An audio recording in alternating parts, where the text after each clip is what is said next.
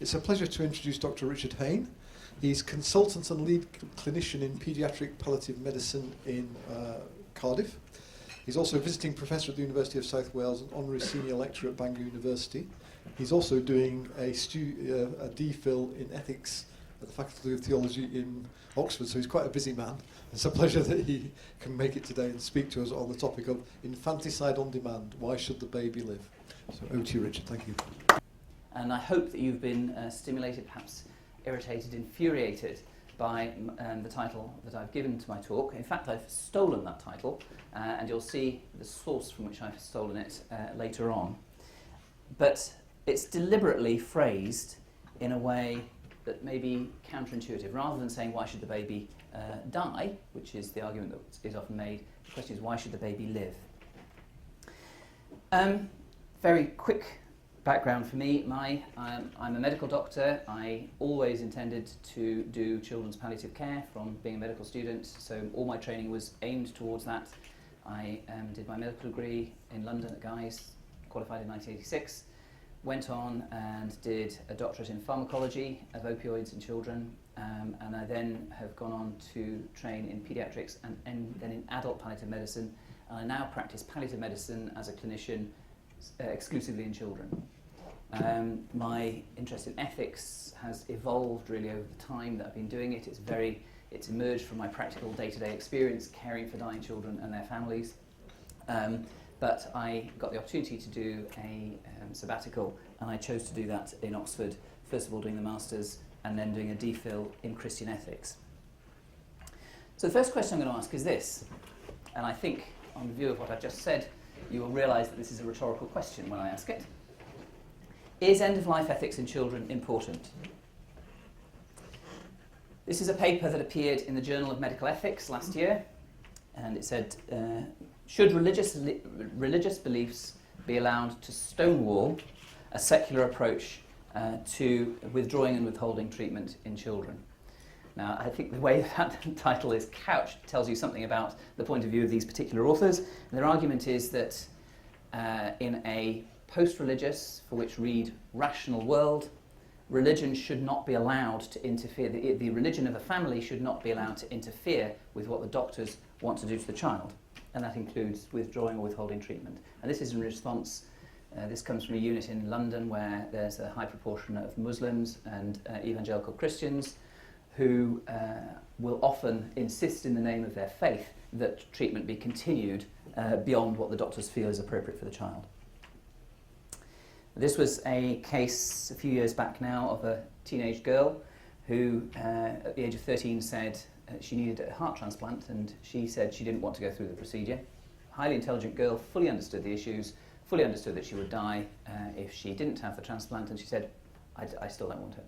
And her parents supported her in that view, although they did want her to have it. And is that me? Did I do something wrong? No. So I thought with the rapture there for a moment. Rats. And she won the right to do that. The courts felt that if she really didn't want it and she understood the issues, she should be allowed to decline it. My understanding, by the way, you may be able to correct me, but I think I'm right, she survived long enough to change her mind. And she did have a transplant and she survived. But actually the fact that she was allowed to make that decision remained very important to her. And then, of course, most recently, the vote in the Belgian Parliament to allow euthanasia or physician-assisted suicide really at the request of a child, as it is already legal in Belgium for an adult. My point here is simply to illustrate that ethics in children does matter. Medical ethics matters, and increasingly these end-of-life questions that traditionally we might have reserved for adults are increasingly becoming important in children as well. So before we get into that, let me just tell you the story of Myrtle McGraw. Sounds like a cowboy story. Quick Draw Myrtle McGraw. In fact, Quick Draw McGraw wasn't a cowboy. She was a paediatrician. She was a medical researcher. And she was interested in the extent to which brand new babies are able to feel pain. And she conceived of a study. And this study involved taking 75 newborn babies, and pricking them with a pin. 10 times each. On a total of 2008 occasions. And she filmed it. Can you imagine getting that past the ethics committee? So, I'm going to film it, so that makes it okay. It is a snuff movie, isn't it, really? And that is a sort of early snuff movie. And she, on the basis of her observations, which she did between 0 and 4, she didn't explain why she stopped at the age of 4, but I think it's because that was when they were big enough to hit back. So she did all those observations, and on the basis of her observations, she concluded, she put it like this, she concluded that when babies are first born, they don't really experience pain at all, and then gradually over a period of weeks, a few days, they learn to experience pain. And she described the way in which they do that. And she did that, remember, on the basis of having filmed the way they responded. You can see where the flaw is, can't you? On the basis of this, people concluded that brand new babies in the first week or fortnight of life cannot experience pain. And on the basis of that, they went ahead and did lots of operations on babies without any analgesia. A practice, by the way, those of you who are from the States, which is still done in America, in circumcisions in newborn babies, in newborn boys. Obviously. Because it's still believed that infants don't experience pain. Sadly, that was completely wrong. There is a theological term that we use for this kind of logic, and it's no, it's rubbish. It's nonsense. It was simply mistaken. We now know, because we've done lots of research since, we know that neonates experience pain in just the same way as any other child. In fact, possibly, what we now know, that the infant may experience more pain than the older child. Because it turns out that although there are some nerves that are immature, they tend to be nerves that carry analgesia, in other words, pain relief, rather than nerves that carry pain. But certainly, there is absolutely no truth in this convincingly shown and widely accepted belief that neonates experience no pain. So now let's move on. This is her summary, sorry. So the summary of what she said, it is morally permissible, in fact, morally, she went further than that. It is morally permissible to withhold analgesia from a neonate because they can't experience pain. If it's permissible, since it's more dangerous to give pain relief than not, it should actually be mandatory that you withhold analgesia. So this was her moral statement. It is morally permissible to withhold analgesia from an infant because I have shown that an infant cannot feel pain. So now let's move on to Peter Singer. Because Peter Singer says something very similar. It is morally permissible, says Peter Singer, to kill an infant at the request of its parents because an infant is unaware that it is alive. Now, I'm assuming that most of you here know who Peter Singer is. I will just fill you in. He's an Australian philosopher. He did his training in Oxford and then in the University of Melbourne. He held a post in the University of Melbourne for a long time, and then he was appointed 10 or 15 years ago to Harvard University, which is where he holds his post now. He's an extremely well-known and influential philosopher in the realm of practical ethics, and that's the name of his book is Practical Ethics. And what he's trying to do is to address bioethics in its entirety. So in other words, he's looking not just at medical ethics, but also at environmental ethics. And he's trying to say, well, why do we distinguish between the two? And we'll come to some of the things he says in a moment. The reason that I'm bringing him to your attention is partly that he's an extremely influential philosopher, and partly that it was because of reading some of his work that I decided I wanted to go into medical ethics myself and do some study it from a Christian perspective, and partly because he's the topic of my DPhil thesis. So Peter Singer's summary in regard of infanticide is this one. It is morally permissible to kill an infant at the request of its parents because an infant is unaware that it's alive. He doesn't put it quite like that. This is his book. He puts it like this. Continued existence cannot be in the interests of a being who's never had a concept of continuing existence, continuing self. That is, it's never been able to conceive of itself as existing over time. If a train instantly killed an infant, the death wouldn't have been contrary to the interests of the infant. Well, who thinks it might be, being killed by a train? Because the infant would never have had the concept of existing over time. Now, I'm just going to say this is the only direct quotation I'm going to give you from the book. It's very easy, I think, for this talk to disintegrate into a whole list of quotations, and please do challenge me directly or afterwards by email, and I'm happy to support what I'm saying from quotes with him. But this is the only actual direct quote I'm going to give from Practical Ethics.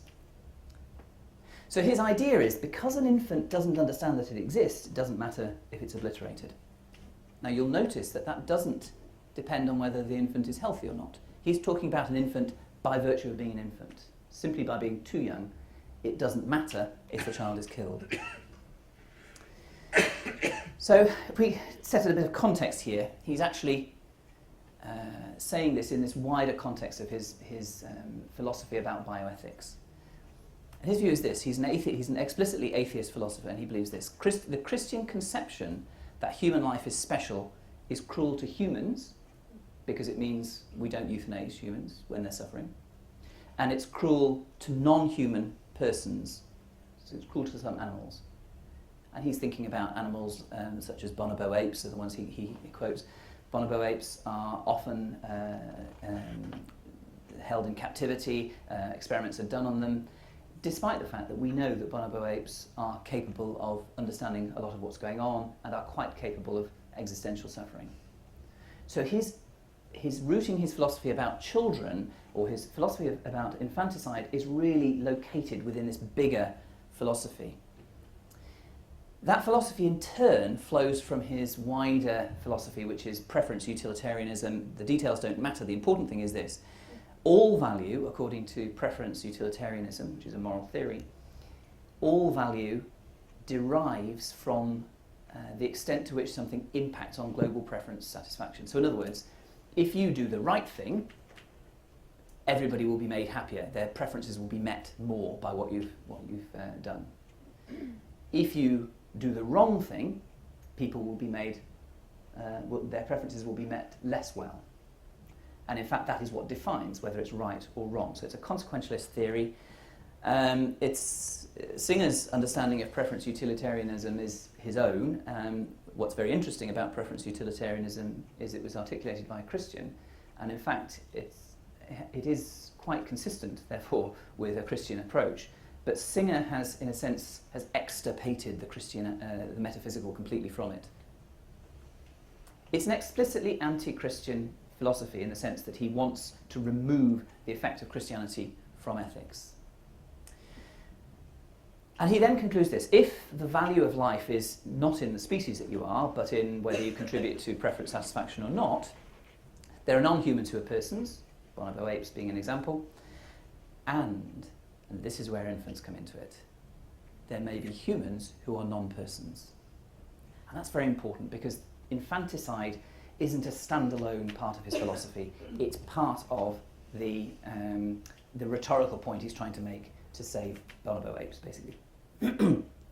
So in brief, this is what he says. He starts with two propositions, and they are these two.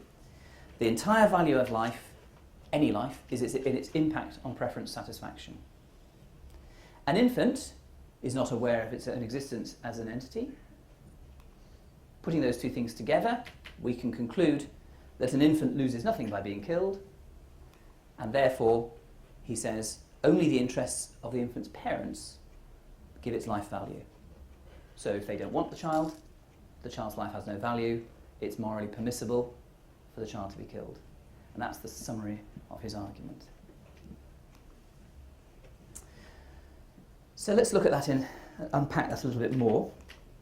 So this is the beam, if you like. This is the foundation, the beam from which his entire argument depends. What matters morally, he says, is maximising preference satisfaction. And this is his version of preference utilitarianism. And the conclusion that he's drawn is this one. The it is morally permissible to kill an infant, although interestingly not an adult. It's permissible to kill an infant at the request of its parents. That's a pretty weighty conclusion. The conclusion of his argument is that human beings can be killed without their permission. That's a pretty major claim for medical ethics, I think. And so you'd think that it would be quite strongly suspended from that beam, and indeed it is. There are 3 strands that suspend it. One of them, as you can see, I've hinted at, I think is quite a good strand, and 2 rather weaker ones. They are these. The first one is this. His first strand is that it is possible, using his basic theory, to give a different value to the life of an adult from the life of an infant. That's his first, the first argument he makes and has to make. The second one is this, the one that he has said loudly. The infant is unaware of itself. Now that could mean 2 things. It could mean it just doesn't get that it exists at all, or it could mean, do you remember Finding Nemo? Do you remember that Dory, the fish, who keeps forgetting herself and she keeps thinking, well, if you can imagine that you only existed in one reverberating instant, that you were constantly surprised, constantly encountering yourself as though it were the first time, or encountering the world as though it were the first time you'd encountered it, then he would argue that that still means not self-aware, because you may be able to perceive the world, but you're not constructing any meaning out of it. You're not constructing any narrative that gives you a sense of continuing self. So the infant is unaware of itself, he says. And finally, this statement that only the preferences of the child's parents, the infant's parents, matter. So what I'm going to do over the next 20 minutes or so is take each of those and examine it a bit. So we can ask a question, we can interrogate this first assumption, this is it really only the preferences of the parents that matter? Why is Singer saying that? Is he being consistent with preference utilitarianism, which, remember, talks about global preferences? Is he being consistent by limiting that just to 2 people? In fact, you can see when you're reading, he really would like to make it just the one person. He would like to make it just the mother's preferences. So that's one question we can ask. The next question we can ask is he right that the infant is really unaware of itself in the way that he assumes? Now, mercifully, the first of those questions was a philosophical one. This one isn't. This is a scientific one. We know something about what infants think about themselves now. Not everything, clearly, but we know quite a bit. But we'll start with this one, which is another philosophical one. Is it possible, on the basis of preference utilitarianism, as Singer defined it, to make the kind of distinction that he needs to be able to make between the value of an infant's life and the value of an adult's life? Now, I said to you that I thought that was actually probably the strongest of the 3 threads that his rather weighty conclusion hangs by.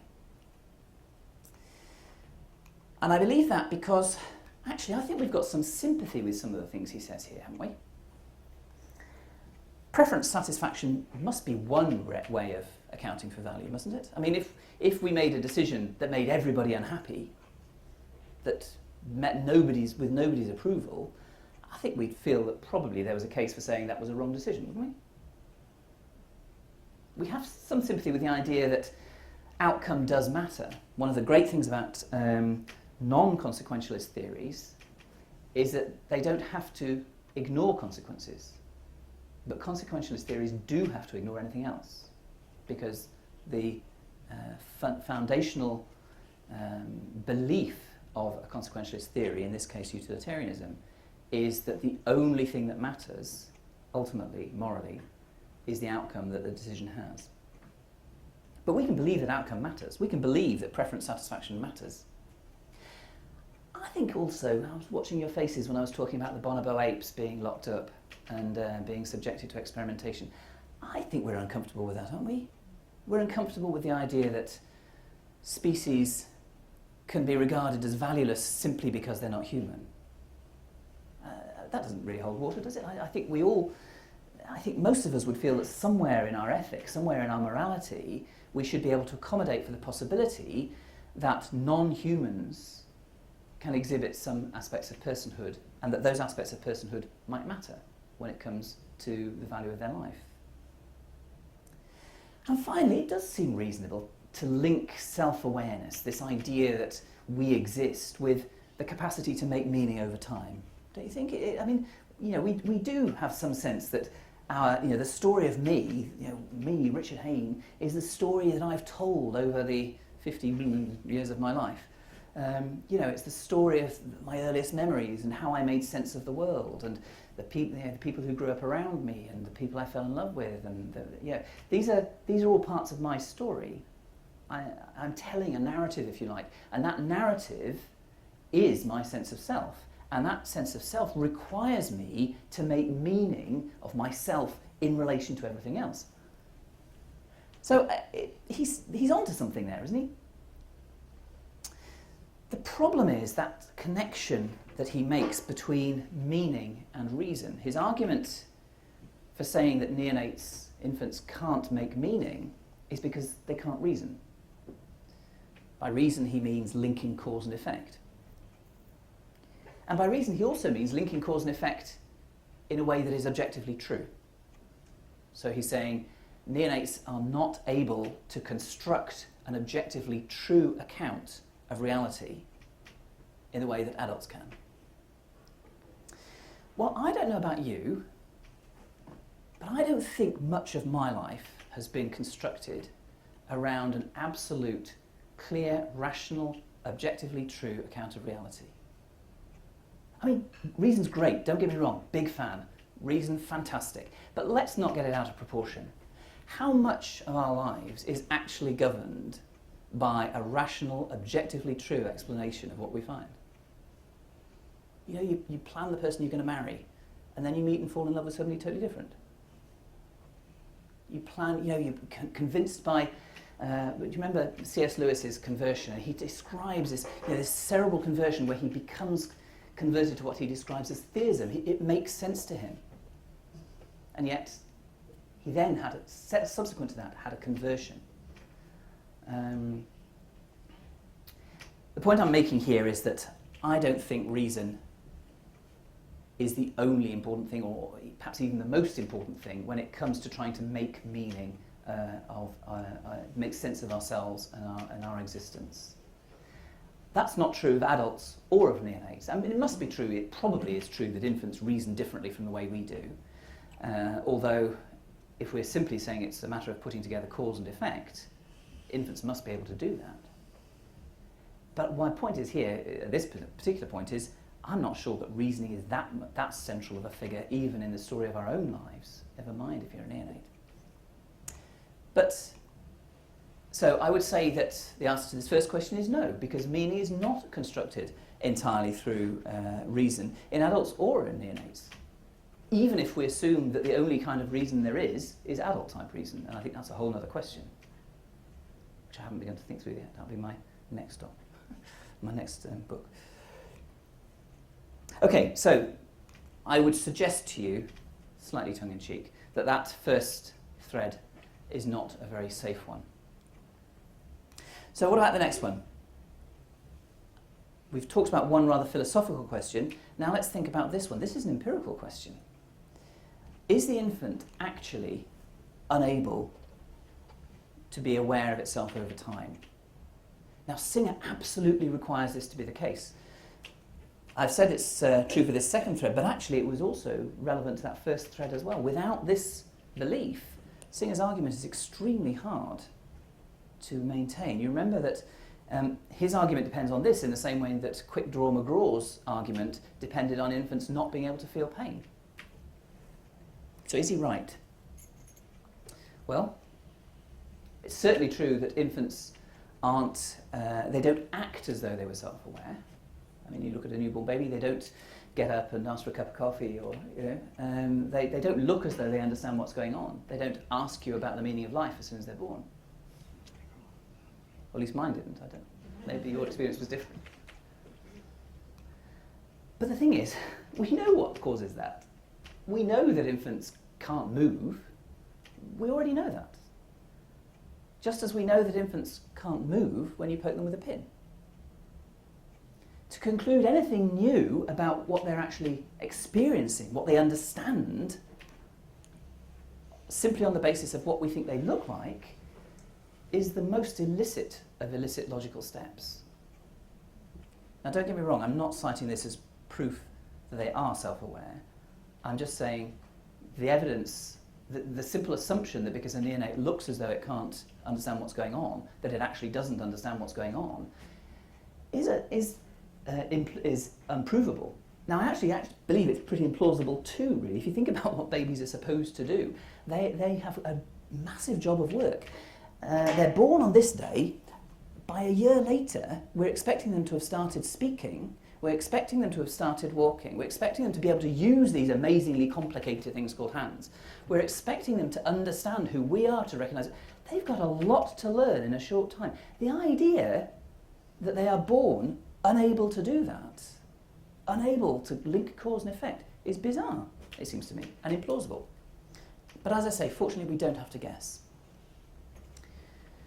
This is a paper which shows that on day one, the newborn baby is able to recognise its own cry as being different, both from the cry of other children of the same age, and also, interestingly, of children who are older. Actually, obviously that's implied by the first thing. The newborn baby recognises its own cry as being completely separate from anybody else's. It's not the same as another child of its own age, or another child who's older, or, interestingly, of a child who's from a different species, a chimpanzee who cries. On day one, the baby already knows that. So it must be, in some sense, it has a sense of itself as a distinct entity. Similarly, if you touch a baby, if you stroke a baby's arm, then it will recognise that is somebody else stroking its arm. Whereas if it brushes its arm in precisely the same way, it will respond differently. So in other words, the neonate recognises that when it strokes its arm, it's different from when somebody else does it, even if the actual stroking is precisely the same.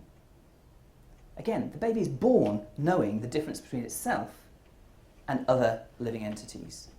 This is not original research. This is a review article.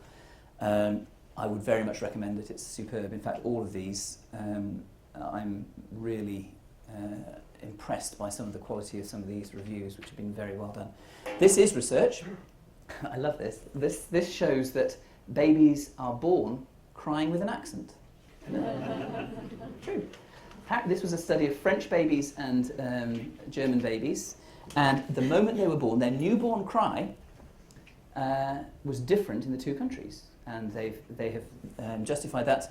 You can see that the first three references that they cite there refer to the fact that the baby is able to hear from during the last trimester of pregnancy. But interestingly, not only is able to hear, this is the key bit, but learns from what it hears. Now, it's very hard to see how an infant could learn from what it hears. It has no sense of sustained sense of self, isn't it? In any meaningful sense, it seems to me. This, again, is a review article, and it actually is designed to illustrate the differences between the infant's consciousness, understanding of itself in the world, and the older child. And one of the points it makes is that incidental memory is at its best in those first few weeks. Now, what incidental memory means is incidental memories are the ones you get without trying.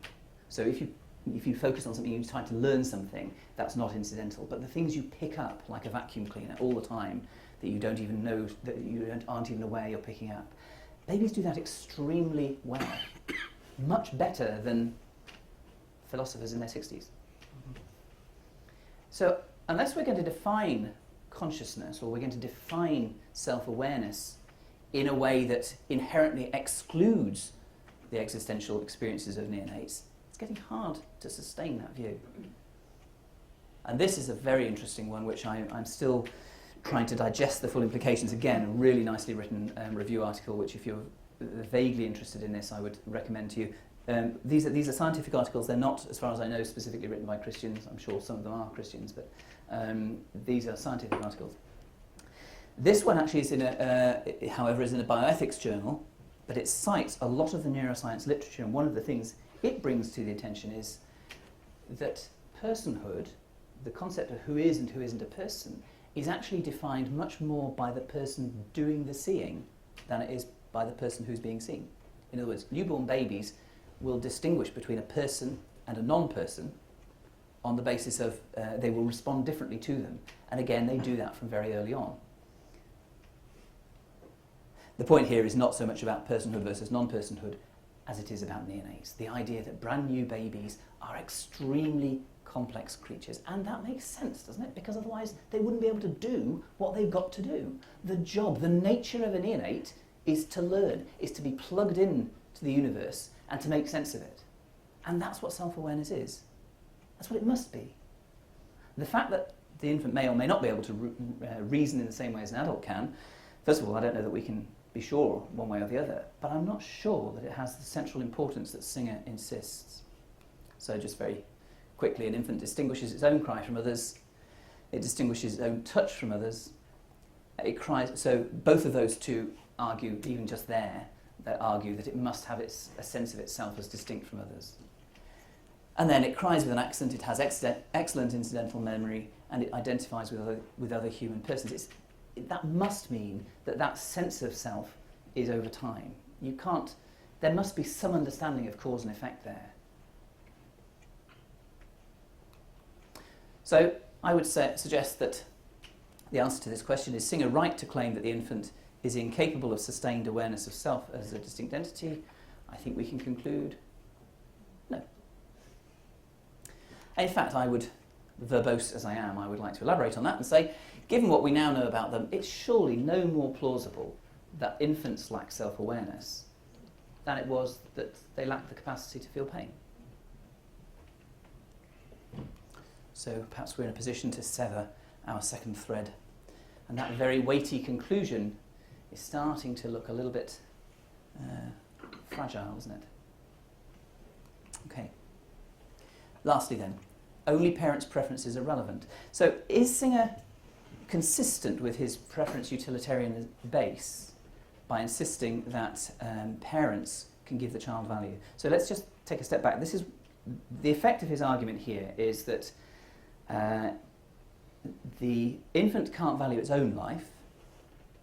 The only value that the infant's life has, therefore, is the value that's given to it by others. And at this point he's saying, actually it's only the infant's parents who count. And he seems to take that as read, and these are the reasons that he gives. The first is this, because the parents are the ones most affected.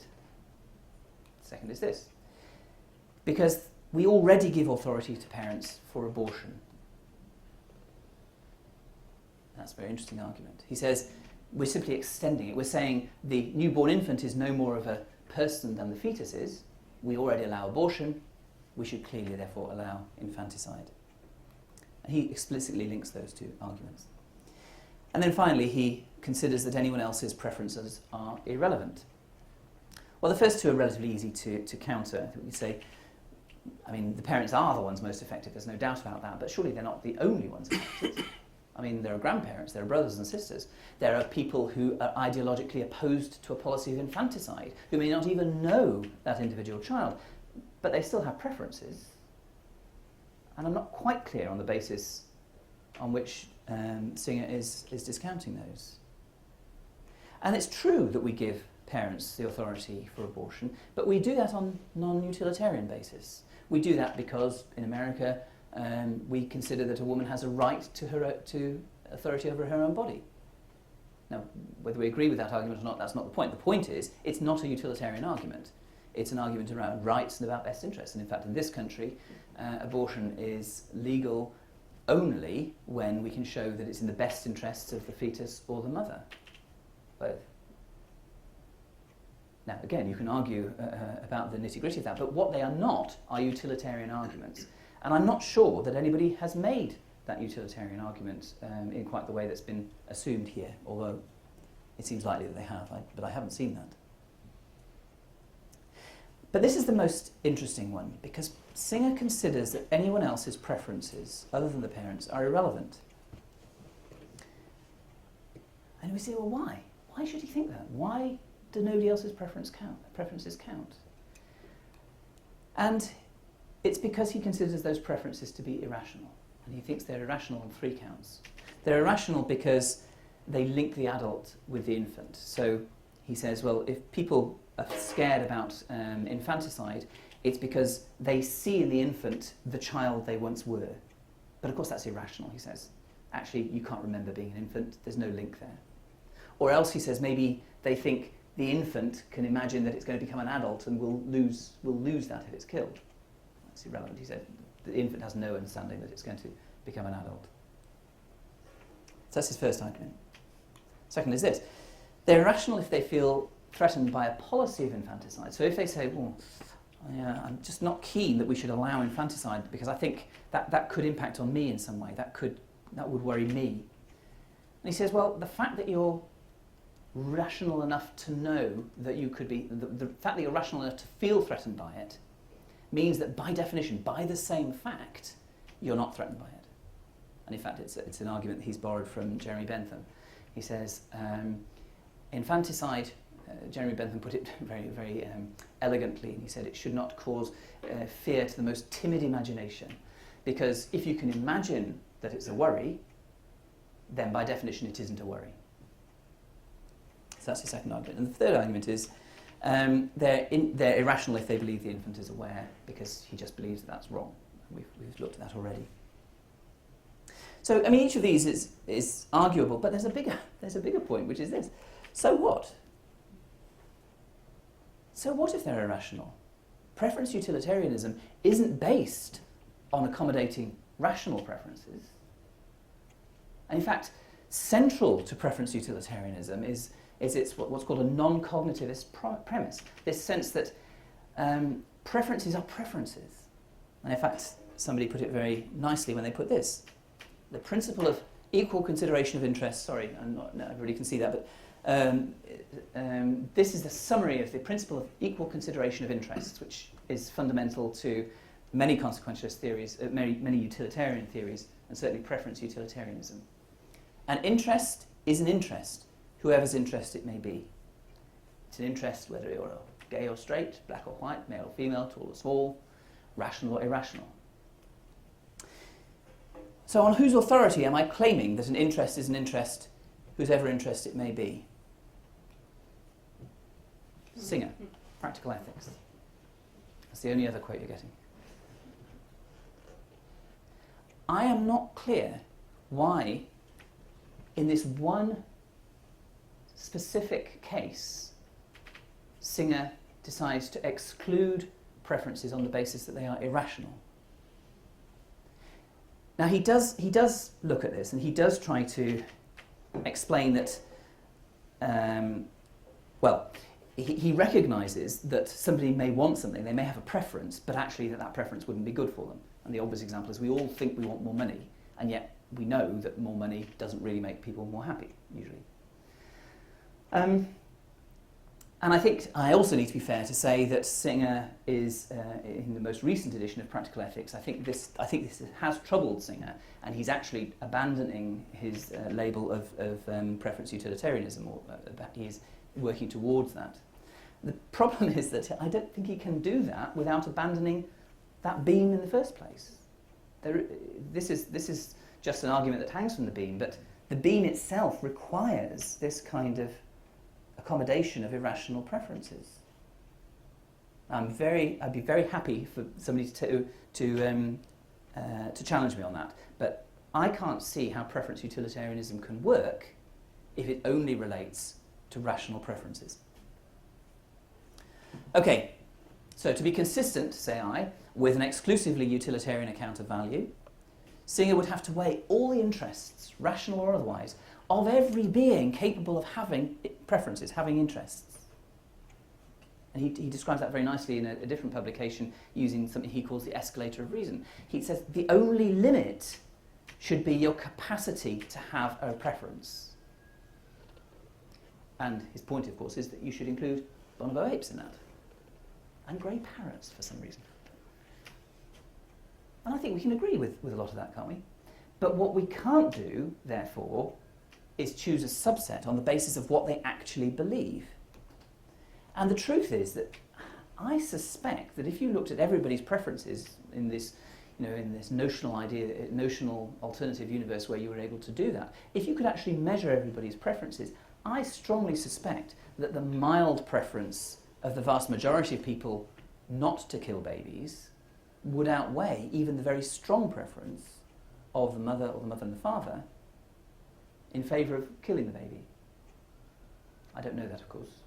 But at the very least, it seems likely that their views would be submerged by a whole melee of other views, and they would become almost irrelevant. I certainly can't see that preference utilitarianism can account for exclusively giving the parents the only rights over that child. So, say I, our third strand becomes broken. So, in summary, we've asked 3 questions. First one, can Singer's utilitarian account differentiate the value of an infant's life from that of an adult? Secondly, well, I think we can say no. At least I've claimed no. Is Singer right to claim that an infant is incapable of sustained awareness of itself as a distinct entity? No. And why does Singer give exclusive value to the interests of parents? Why indeed? I don't know. I'm unclear. So I would suggest that Singer's arguments in respect of an infant's self-awareness are really very similar to those of quick-draw Myrtle-McGraw's views on the infant's capacity to experience pain. They fit nicely into a theory that he already has. They lead nicely onto, they provide a rhetorical device for him to talk about what he wants to talk about. And they're plausible. But whether they're actually true, I doubt, because both of them illustrate these. They illustrate confusion. They don't distinguish between what you can observe about an infant and what is actually true about that infant. And we know that an infant cannot respond the same way as an adult. We know that. So we need to be very careful about what we interpret about the world, what it's experiencing.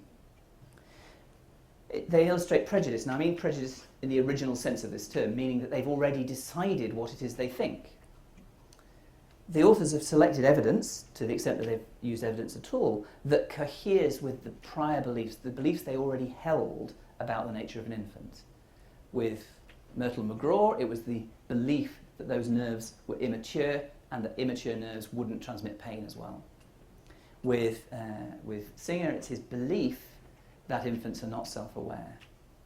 When he shows evidence, it's evidence that seems to cohere with what he says. And he uses one test.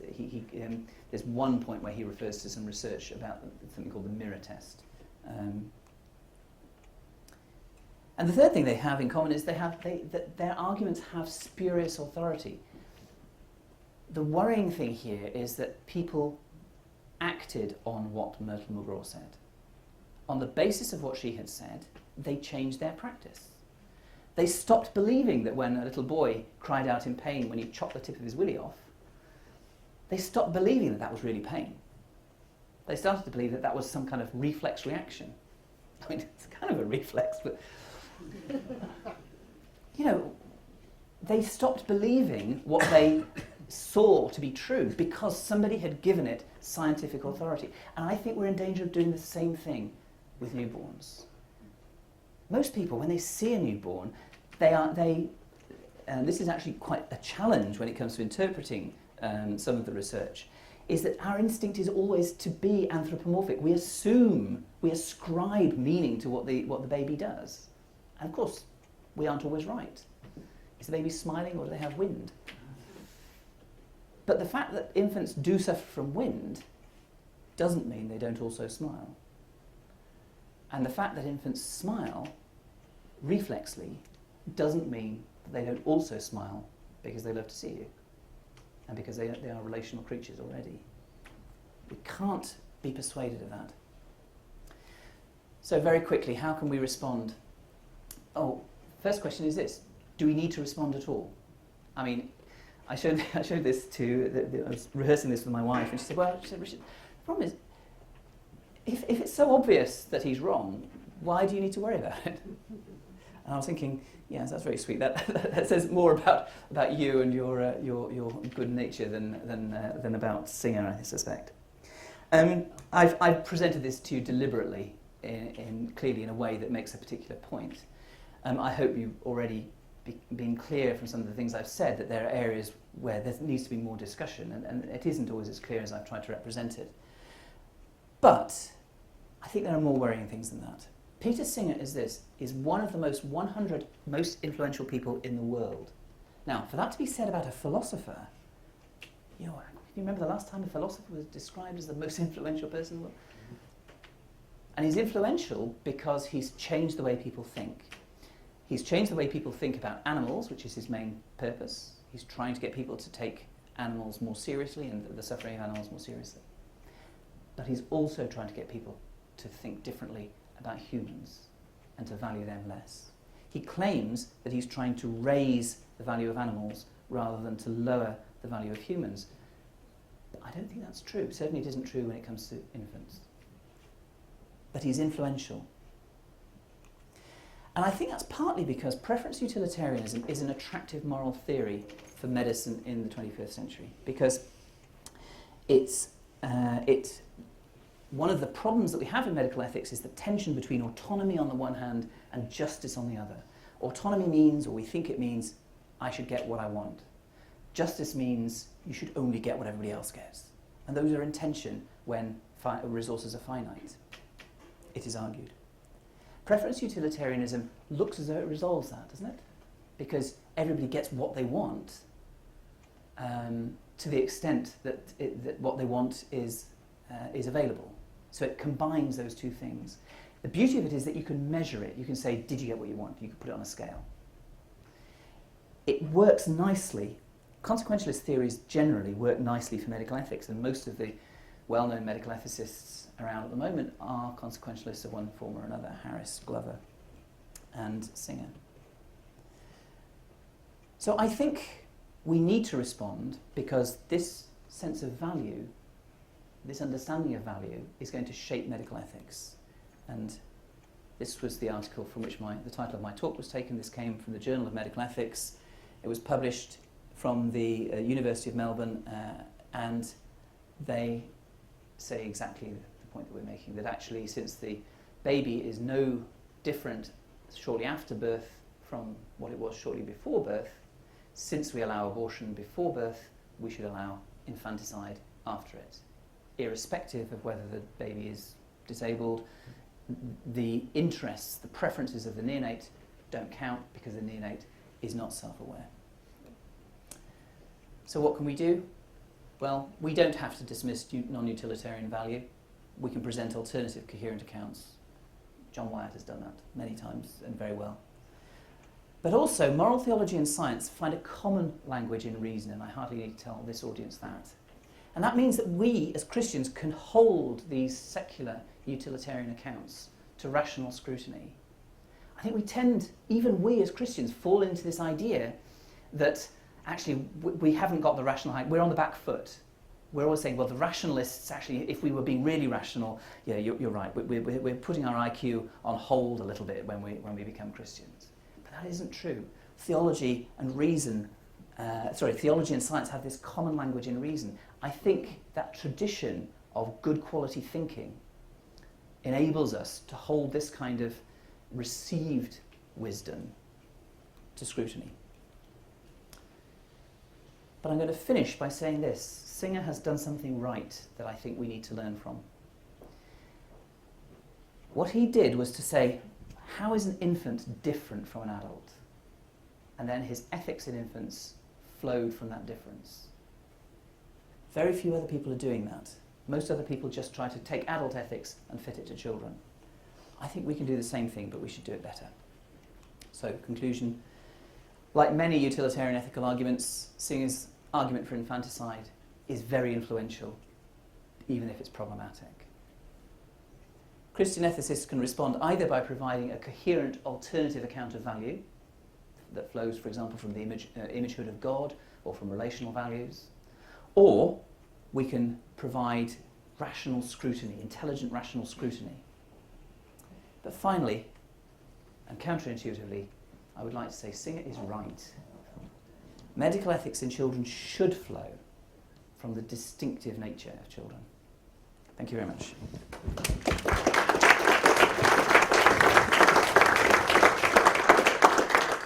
Thank you very much, Richard. We'll have time for questions. Colin's got the microphone. Gentleman in the middle with glasses, just there.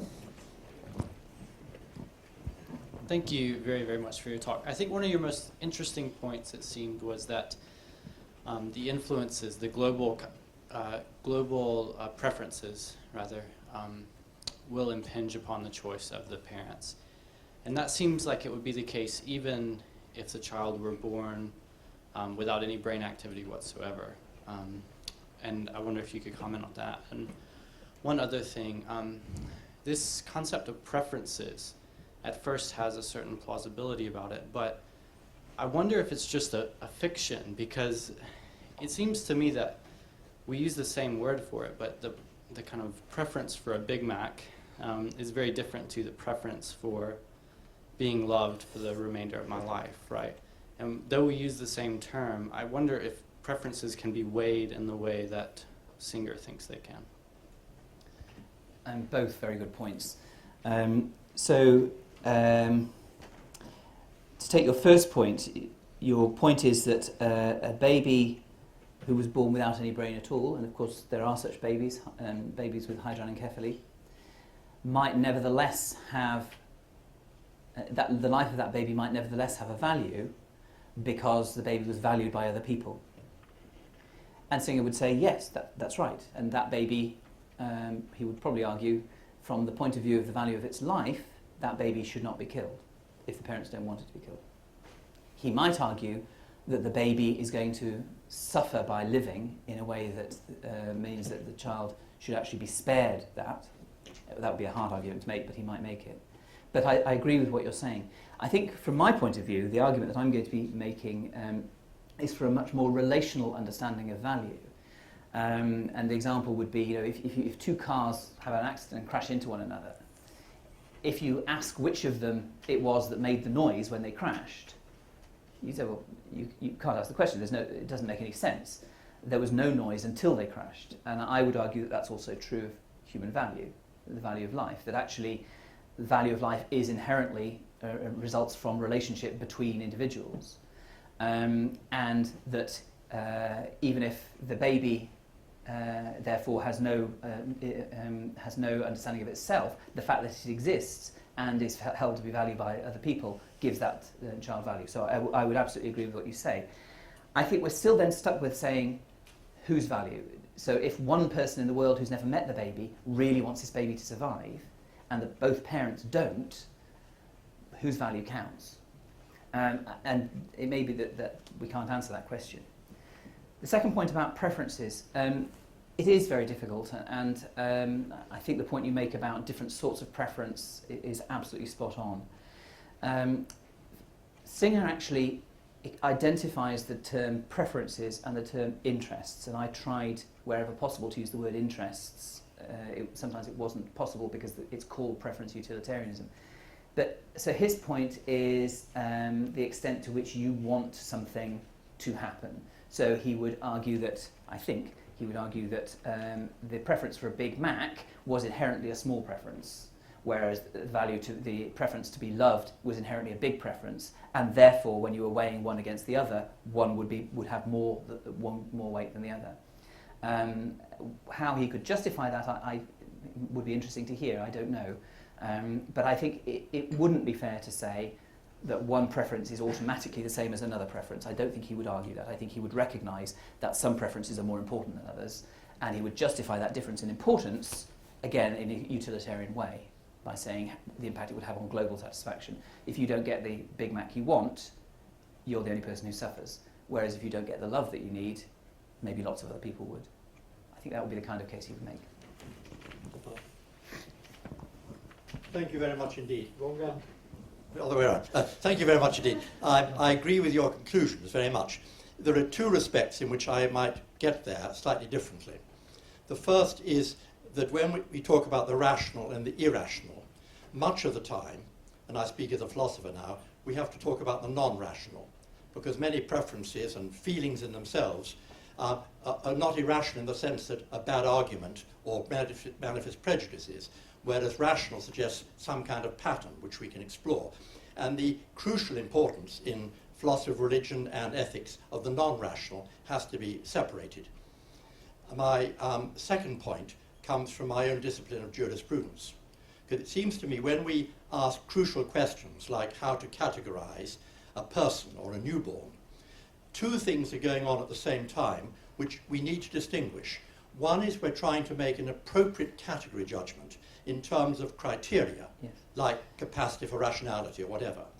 But equally important is a decision, which in some sense is non-rational, about how it is better for society to make this legal distinction between voluntary and non-voluntary action.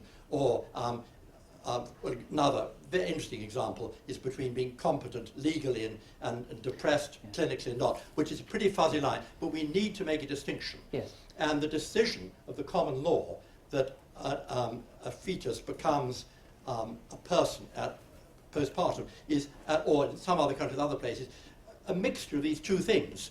Rational judgments about how we should properly categorize, but combined with something that's not purely rational, but a decision of a societal nature. I think those are, I mean, clearly those are two extremely valuable points. So to take the second one first, I mean, I would slightly separate the pragmatic need for categorical distinctions from the moral philosophical need to avoid them in this instance. And I would agree with you that, because to me it seems, you know, the baby before birth, although birth is very traumatic for the mother, and it gives the baby a headache, it doesn't change that much about the baby actually. The lungs inflate and there's a change in the circulation, but actually in terms of the afterbirth from what it was a few seconds before, I mean, I imagine that the baby thinks something pretty tremendous has happened. Same entity. So, and yet we legally have to make a distinction about both those two things are important, and I'm not sure that they are in contradiction. The need to be to avoid being categorical, I think, in theory, I would argue. Now, and your point about Singer, of course, having dismissed species as a way, he then has to cast about for a way of excluding people, and of course category. So he's not able to do that, and what he actually does is he doesn't use that word person, except you know, this idea that actually, what is a person? Well, what is it that contributes to personhood? And of various things, and in fact he derives them largely from Locke. And it's over time comes from. So I absolutely agree with that second thing. Now the first thing you said, and again I couldn't agree with you more, I would suggest though that the non-rationality, the relevant, is his first assumption. Now, we can derive, so his argument is all value. Well, that is a rational approach, and that's the authority that he claims for it. Way of providing value. But of course, we are in a position to suggest, and that's why I think these alternative coherent, so rational in the sense that they hold together, and so non-rational in the sense that they derive from a belief, from a set of axioms. Reasonable and rational is another one. Or just root experience. Yes, absolutely, exactly, and very helpful because although I fully understand the distinction between irrational and non-rational, I know writing, so that's very helpful. Thank you. Right. First of all, I'm so thrilled that you come down, I think, again. been battling for this against Jews, Muslims, and even my college banned me out against it. When you talk, moving on, when you react, I mean, Father Christmas is a great example of held, you know, publicly held, and yet it's not actually rational. And yet, so that's a good example. And finally, I'd say, coming down to that absurd answer, to me, it's enough to give up on. Well, I think that the Father Christmas story really does illustrate some human beings. If our stories, if consciousness were nothing more than what is rational and factual, life would be very, very dull, wouldn't it? And we would miss out probably on some of the things that actually are the most important to ourselves in existence. So I think that really is the point that I was trying to make. Reason, yeah, great, fantastic, what a tool to have. But let's not give it more than it deserves. Let's not make it the central figure in our story. So we've only got time for one more question. I think it was a young gentleman in the middle there. Could you make it quick, please, because we're sort of running out of time. Could you just you talk about medical ethics should flow from the distinction between adult and child. Can you explain what that distinction is that you're in your view that you're trying to get at there? I can, and I would slightly change the premise of the question. I didn't say that it should flow from the difference between adults and children. I said it should flow from the distinctive nature of children. And that's important because I think what I'm reacting against is the idea that we define children somehow in opposition to adults. So we say, well, they're children because they're not yet X, Y, and Z, or let's see what they actually are. And I think that's probably a much bigger job of work, and I'm hoping to make a start on it, but I think it's a job of work that will take some time. And I think you can probably then look back to a lot of the theology and moral philosophy in the very early days and say, well, what's the purpose of a child? What is a child, teleologically? Well, the purpose of a child is, for example, to be looked after. The purpose of a child is therefore to be in relationship, to learn. You know, there are things you can say about what the child is there for and how we characterise a child. And actually the two things that I felt were key to the ethics, this is in a secular sense now because I'm not just trying to derive something that's theologically sound, I'm trying to derive something that can be applied to medical ethics in secular practice. One thing is that the child is constantly changing. And I think you can, well, let's come back to that, but the child of 6 months is very different from the child of a year in a way that the adult who's 46 is not quite so different from the adult who's 46 and a half. So there's that moving target. And then the other thing is that the child is inherently relational. And this is the more important thing. The fact that the child, you know, the concept of autonomy, if it's to make any sense at all, has to be defined in the context of a relationship between the child and someone else. Because the child definitionally is in relationship.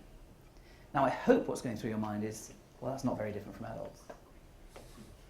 Because actually I think that if we hold medical ethics up to that kind of scrutiny, we might uncover something fundamentally true about medical ethics generally and the focus that we've had on an analytical, principle-based approach rather than a more relational one.